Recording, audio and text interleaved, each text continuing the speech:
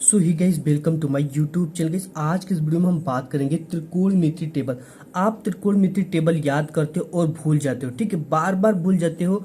और exam time या test के समय या कोई भी सवाल हल करते समय आपको बार बार अपने सामने त्रिकोणमिति टेबल रखना पड़ता है, यानी बार बार प्रॉब्लम का सामना करना पड़ता है। आज के इस वीडियो में एक ऐसा ट्रिक मैं आपके साथ शेयर करने वाला हूँ। अगर इस ट्रिक को आप शुरू से लेकर अंत तक वीडियो देख लिए तो आप बुढ़ापे तक अब त्रिकोणमिति टेबल अपने सामने नहीं रखोगे और जीवन पर्यंत ये आपको याद हो जाएगी, ठीक है। त्रिकोणमिति टेबल का ऐसा ट्रिक कि जो कि आप आंख बंद करके त्रिकोणमिति टेबल आप कहीं भी बना सकते हो, ठीक है। आज के इस वीडियो में आपके साथ ऐसा ट्रिक शेयर करने वाला हूँ। तो सबसे पहले ये चीजें आप जानते हो कि मान जो होता है 0 अंश, 30 अंश, 45, 60 और 90 अंश का हमें बार बार देखना पड़ता है। तो ट्रिक क्या है इसके लिए, ठीक है। सबसे पहले तो आप जानते हो, संख्या लिखना है, ठीक है। क्या लिखना है यहाँ पे? 0, 0 के बाद 1, 1 के बाद 2, 2 के बाद 3, 3 के बाद 4। ये ट्रिक है, ठीक है। क्या ट्रिक है? अब इसके नीचे आपको 4 4 लिख देना है। सभी के नीचे क्या लिख देना है? 4 लिख देना है, ठीक है। 4 4 लिख देना है। इस तरह से हमने 4 4 सभी के नीचे लिख दिया। अब इसके बाद क्या लगाना है? इसको करड़ी में कर देना है, ठीक है। करड़ी मतलब अंडर रूट में। तो ये हमने सभी को क्या कर दिया? अंडर रूट में, ठीक है। बिल्कुल आसान। अगर ये जो ट्रिक है, अगर आप इसको जान लेते हो, ठीक है, इतना आपको पता है, तो आप पूरे त्रिकोणमिति टेबल को छाप सकते हो, ठीक है। कैसे छापना है पूरी डिटेल्स में वीडियो में दूंगा। सबसे पहले ये चीजें हमारे पास बन गई, ठीक है। अब आप जानते हो कि ये कितना है? ये 0 है, ये 0 है और ये 4 है, ठीक है। जब भी 0 में, ठीक है, जब भी 0 में किसी संख्या से भाग देते तो उसका वैल्यू जो हमेशा आता है वो 0 आता है। क्या आता है? 0। और यहाँ पे 0 किस में है? अंडर रूट में, यानी करड़ी में। तो करड़ी 0 की जो वैल्यू होती है वो 0 ही होती है, ठीक है।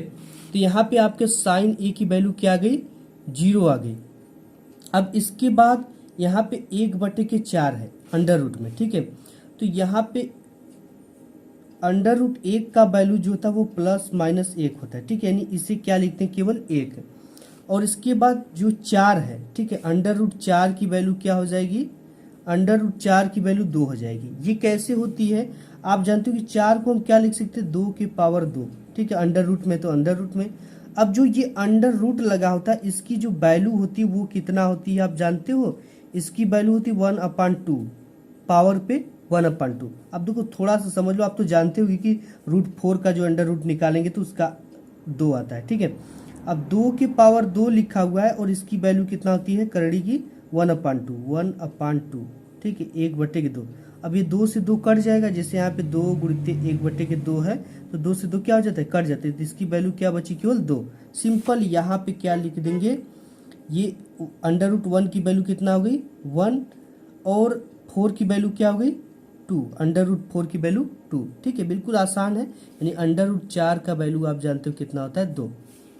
अब इसके बाद यहाँ पे अंडर रूट 2/4, ठीक है। तो यहाँ पे क्या लिखा हुआ है? अंडर रूट, यहाँ पूरा अंडर रूट में है, अंडर रूट 2/4। तो ये 2 1 कम 2 और 2 से 4 कितने बार में कट जाएगा? 2 बार में, ठीक है। 2 1 कम 2 और 2 दूना के 4। यानी ये क्या आ गया आपका? 1 अंडर रूट 1/2। क्या आ गया? Under root 1/2। अब देखो हमने बताया कि 1 जब भी अंडर रूट में होता है तो उसे 1 लिख दिया जाता है, और अंडर रूट 2 को किस में लिख देंगे? अंडर रूट 2 में, ठीक है। तो इसकी वैल्यू ये आ जाएगी। तो ये हो गई आपकी 1/√2, ये 45 अंश की वैल्यू, ठीक है। अब इसके बाद अंडर रूट 3 को तो तोड़ नहीं सकते हम, अंडर रूट 3 को तोड़ने में दशमलव में आएगा, ठीक है। तो इसे इसी तरह लिख देंगे अंडर रूट 3। और अंडर रूट 4 नीचे बचा है, ठीक है। अंडर रूट 4 की वैल्यू कितनी होती है? 2। हमने आपको यहाँ पे समझाया है। अंडर रूट जो 4 होता है इसकी वैल्यू क्या आई है? 2, ठीक है। तो यहाँ पे क्या लिख देंगे हम? अंडर रूट 4 की वैल्यू √3/2 हो जाएगा ये। और यहाँ पे क्या है? अंडर रूट 4/4, यानी 4 से 4 कट गया, हो गया अंडर रूट 1। 1 की वैल्यू 1, ठीक है। तो यहाँ पे हो गया 1। अब इसके बाद यहाँ पे साइन की पूरी वैल्यू आप बता। साइन 0 अंश की वैल्यू 0, साइन 30 अंश की वैल्यू 1/2, साइन 45 अंश की वैल्यू 1/√2, साइन 60 अंश की वैल्यू √3/2 और साइन 90 डिग्री की वैल्यू 1।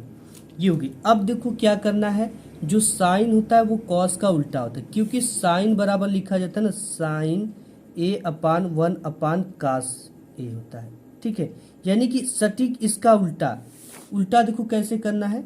अब आपको यहाँ से, अब यहाँ पे हमने एक लिखा है ना, तो यहाँ पे एक लिखेंगे, यानी इसका उल्टा करेंगे, इस वैल्यू का उल्टा लिखेंगे। √3/2 है तो यहाँ पे √3/2। अब ये चीज़ें यहीं पर आ गई तो यहीं पे लिख देंगे 1/√2, और इसके बाद क्या 1/2, इसके बाद 0 है तो हम 0 लिख देंगे यहाँ पे। सटीक इसका उल्टा हो जाता है, ठीक है। हमने बताया कि sin A/1/cos से होता है। अब इसके बाद यहाँ पे 10 आ गया, ठीक है। 10 जो होता है, 10 की वैल्यू यहाँ पे आप जानते हो कि 10A बराबर होता है sin A/cos से, ये चीज़ हम जानते हैं, ठीक है, sin A/cos से।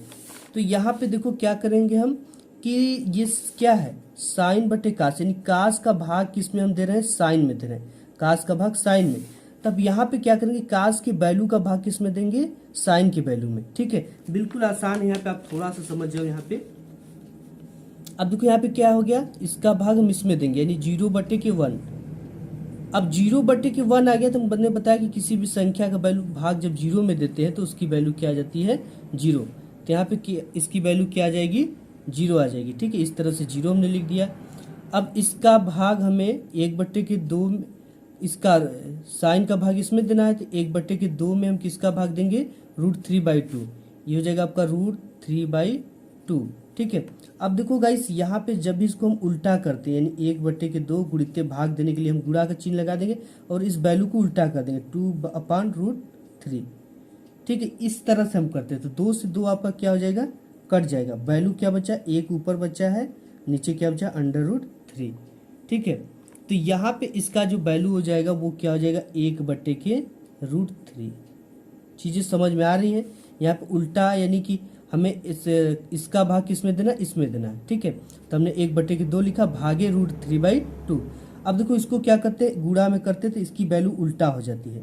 तो यहाँ पे जो √3/2 था तो वो 2√3 हो गया, ठीक है। 2 से 2 कट गया, 1/√3 आ गया, तो यहाँ पे हमने लिख दिया।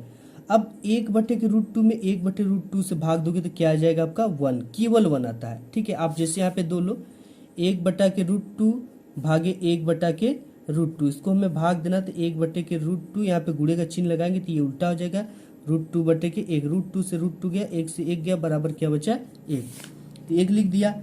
अब इसके बाद इसका वैल्यू √3/2 में 1/2 से भाग दो, √3/2 में 1/2 से में भाग देना, तो इसको हम क्या कर देंगे, √3/2 गुणित 2/1, ठीक है। इसका उल्टा कर दिया, 2 से 2 गया, बचा क्या, √3/1, 1 को नहीं लिखेंगे, केवल लिखेंगे √3। तो यहाँ पे 60 अंश, 10-60 अंश की वैल्यू क्या होगी, √3। अब 0 का 1 में भाग देना है। सबसे बड़ी चीज़ यहाँ पे आती है एक चीज़ कि 0 का भाग हमें 1 में देना है, ठीक है। 1 का भाग हमें 0 में देना है, यही चीज़ें आ गई, 1 का भाग 0 में देना है, ठीक है। यानी कि हम 1 का भाग जब 0 में देंगे तो ये क्या आएगी वैल्यू, हमने यहाँ पे क्या दिया है, किसी संख्या का, तो यहाँ पे क्या है, यहाँ पे एक संख्या है, और सॉरी यहाँ पे ये चीज़ हो जाएगी, ठीक है। 1 का भाग 0 का भाग 1 में देना है, ठीक है। तो इस तरह से लिखेंगे, 1 का भाग 0 में देना है, ठीक है। तो 0 का भाग जब 1 में देंगे तो 0 क्या है, बहुत छोटी संख्या है, बहुत छोटी, ये भी एक संख्या है, ठीक है, इसकी भी वैल्यू है, ये बहुत छोटी संख्या। जब इसमें देंगे 1 में तो पता नहीं क्या आएगा, तो इसी को हम क्या लिखते हैं, अपरिभाषित, और क्या लिखेंगे, अपरिभाषित, ठीक है। जब भी आपको 1/0 की वैल्यू आए तो इसका सिंबल इस तरह से था, अपरिभाषित, तो हम इसे क्या लिख देंगे, अपरिभाषित। यानी हम यहाँ पे 0 में 4 का भाग संख्या के दे रहे तो 0 आ रहा था, लेकिन जब संख्या में 0 का भाग देंगे तो अपरिभाषित आएगा, तो इसे हम लिख देंगे यहाँ पे अपरिभाषित,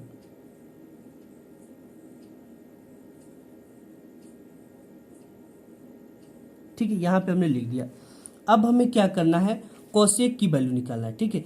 अब देखो यहाँ पे कोसेक बराबर होता क्या है, आपको सबसे पहले ये जानना पड़ेगा। तो यहाँ पे हो गया आपका कोसेक ए इक्वल होता है 1/sin A, क्या होता है, 1/sin A, ठीक है। अब देखो 1/sin A होता है कोसेक बराबर।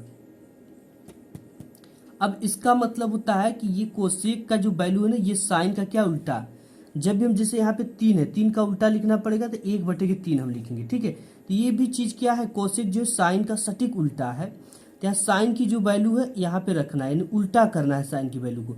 जीरो का उल्टा करेंगे तो ये क्या हो जाएगा, 1/0, यानी साइन की वैल्यू क्या है, जीरो। तो यहाँ पे साइन की वैल्यू रखते जाएंगे, ऊपर 1 लगा के नीचे साइन की वैल्यू रखना है, इसका मतलब यही कह रहा है। ठीक है, तो इसका जब हम जीरो का उल्टा करेंगे तो 1/0, ठीक है, एक ऊपर है और साइन की वैल्यू क्या है, जीरो, तो जीरो रखेंगे। अब 1/0, ठीक है, जीरो का भाग हम एक में दे रहे तो ये क्या हो जाएगी, अपरिभाषित। हमने बताया कि एक बहुत छोटी संख्या एक में देंगे तो पता नहीं कितना बार आएगा, इनफाइनाइट इसी को लिखते हैं, डू नॉट डिफाइन। ठीक है, तो इसे हम यहाँ पे क्या लिख देंगे, अपरिभाषित।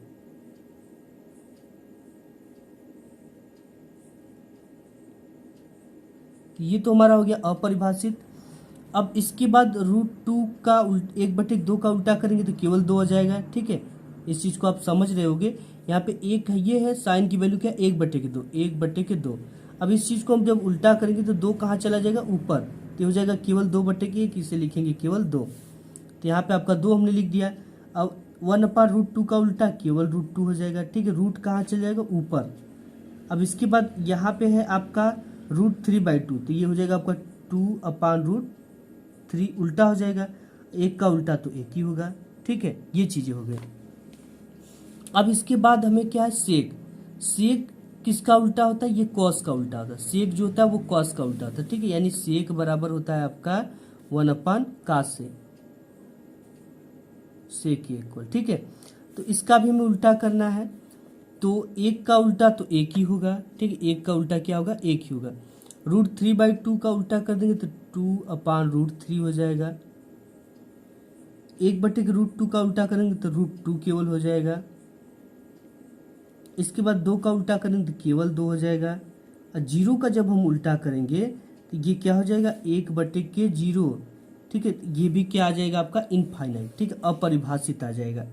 ये भी क्या आ जाएगा आपका, अपरिभाषित। ठीक, तो यहाँ पर भी 1/0 हो जाएगा। तो यहाँ पे इसका उल्टा करेंगे जीरो का तो 1/0 हो जाएगा। अब इसका भाग जब देखते हैं कि ये इनफाइनाइट आता है, डू नॉट डिफाइन, तो इसको भी हम क्या लिख देंगे, अपरिभाषित। ठीक है, क्या लिख देंगे, अपरिभाषित। तो ये हमने लिख दिया अपरिभाषित। अब देखो हमें क्या, कॉट जो था वो 10 का उल्टा होता है, क्योंकि कॉट ए इक्वल होता है 1/10 है। ठीक है, तो इसका वैल्यू हम फिर 10 का उल्टा करेंगे।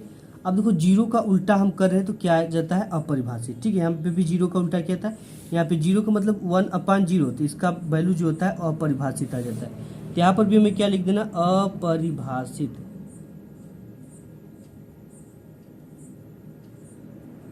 ये हमने लिख दिया। अब इसके बाद तो कोड किसका उल्टा होता है, 10 का। ठीक है, तो यहाँ पे अपरिभाषित हो गया।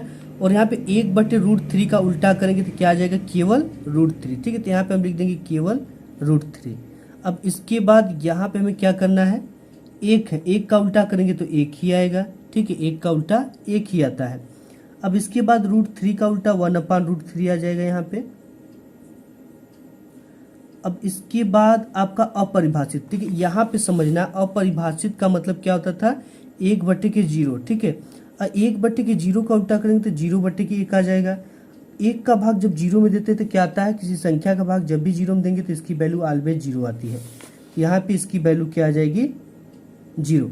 ठीक है, इस तरह से आप पूरे सारणी को हर समय के लिए याद कर सकते हो। ठीक है, कोई भी आपको ज़्यादा इसमें दिमाग नहीं लगाना पड़ा, सिंपल हमने बताया सब कुछ ईजी तरीके से। ठीक है, इसका हमने भाग दिया, जो आया उसकी वैल्यू को लिखा। ठीक है, उसके बाद इसका उल्टा कर दिया, फिर इसमें इसका भाग देकर ये निकाल लिया, फिर कोसेक जो था साइन का उल्टा कर निकाल लिया, फिर सेक कास का उल्टा करके निकाल लिया, फिर कॉट जो है 10 का उल्टा करके निकाल लिया। इस तरह से हमारी पूरी वैल्यू आ गई। तो गाइस ये वीडियो आपको पसंद आया तो लाइक जरूर करिएगा। मिलूंगा एक नेक्स्ट वीडियो में, तब तक के लिए धन्यवाद।